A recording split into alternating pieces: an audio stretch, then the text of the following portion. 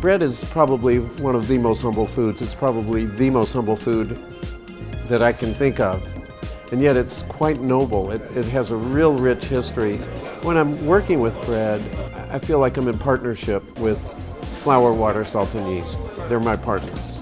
Once I've formed it into a dough, then I have a relationship with that dough, and I must respond to that dough. I must try to nurture it as a parent would nurture a child, but I also must respond to it and guide it rather than show it who's boss. I want to work with that to achieve the best results. So it's that relationship that I think the lessons that we teach about bread are really a metaphor for the lessons about life, and that these young people, if they're really in tune to the bread, they're really in tune to life. And I just love sharing knowledge and experience with people that are eager to receive that information.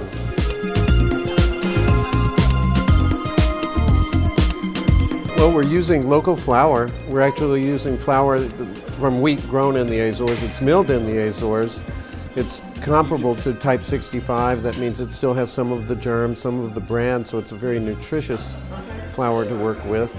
It's taken me a while to understand the properties and characteristics of it because they're a little different than I'm used to, but what I love is the performance of the bread and the flavor, because really bread is just flour, water, salt, and yeast. So I'm using the local sea salt and I'm using the flour. Then we combine with other ingredients. We're using some of the saffron, some of the honey, certainly the fruits, the nuts, all the fruits I can get, including the pineapple, especially the pineapple. And I've even used some of the local pineapple jam as a sweetener rather than using sugar.